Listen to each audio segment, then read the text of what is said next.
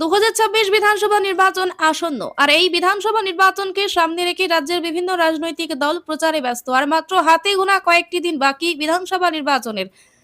রাজ্যের বিরোধী দলনেতা শুভেন্দু অধিকারী তিনি বিভিন্ন জায়গায় জনসংযোগ করছেন, বিভিন্ন মন্দিরে পুজো দেন, হাতে ইভিএম মেশিন দিয়ে তিনি ভোটারদের ভোট দেওয়ার জন্য আবেদন জানান।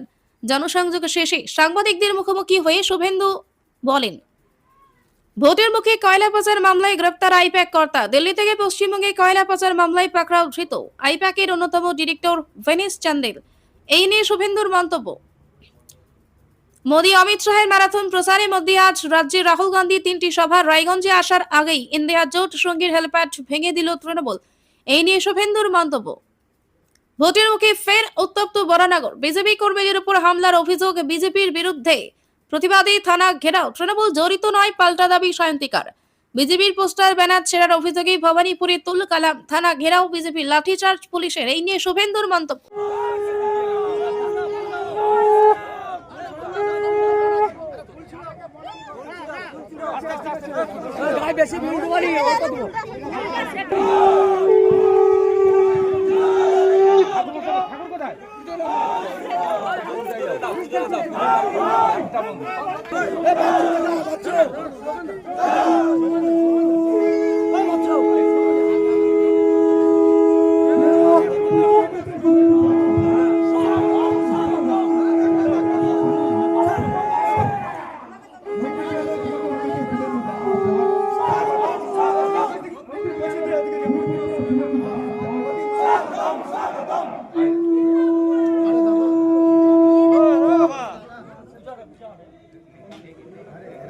এলেন, তার 3টে সভা আছে।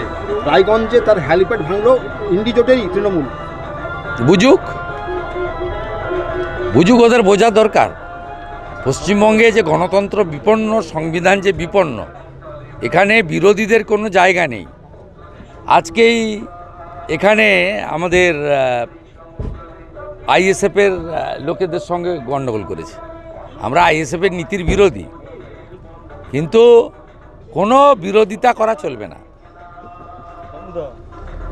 যে গ্রামটা থেকে এলাম 2021-এ ভোটের পরে 45টা বাড়ি ভেঙেছে। এই গুন্ডামি বন্ধ হওয়া দরকার, গণতন্ত্র প্রতিষ্ঠিত হওয়া দরকার। বহুদলীয় গণতান্ত্রিক ব্যবস্থা, সব দল লড়বে, সব দল প্রচার করবে, মানুষ একটা গ্রহণ করবে, অন্যটা বর্জন করবে। কেন বাইরে থেকে কেন্দ্রীয় বাহিনী আনতে হবে, সিআরপি আনতে হবে, কেন এত কিছু করতে হবে? অন্য রাজ্যে তো হয় না। কদিন আগে কেরালায় ভোট হয়েছে, আসামে ভোট হয়েছে, পুদুচেরিতে ভোট হয়েছে, বিহারে এত বড় জয় হয়েছে এনডিএ বিজেপি 243-এ 202। একটাও আরজেডি কংগ্রেসের লোক বলেছে যে আমাদের পার্টি অফিস ভেঙে দিয়ে গেছে, ঘরছাড়া করেছে। এই কালচার পশ্চিমবঙ্গে শেষ হওয়া দরকার আছে। আমরা কথা দিতে পারি বিজেপি এলে, আমরা এখানে 23-এ পঞ্চায়েত জিতেছি নন্দীগ্রামে, কোথাও গোলমাল করতে দিইনি। 24-এ লোকসভায় জিতেছি, কোথাও গোলমাল করতে দিইনি। কেউ যদি অন্যায় করে তার জন্য থানা আছে, আইন আছে, বিএনএস আছে। কেন আইন হাতে তুলে নিতে হবে? কারণ বাড়ির কোনো ব্যক্তি তার রাজনৈতিক কাজের জন্য দোষী হতে পারেন।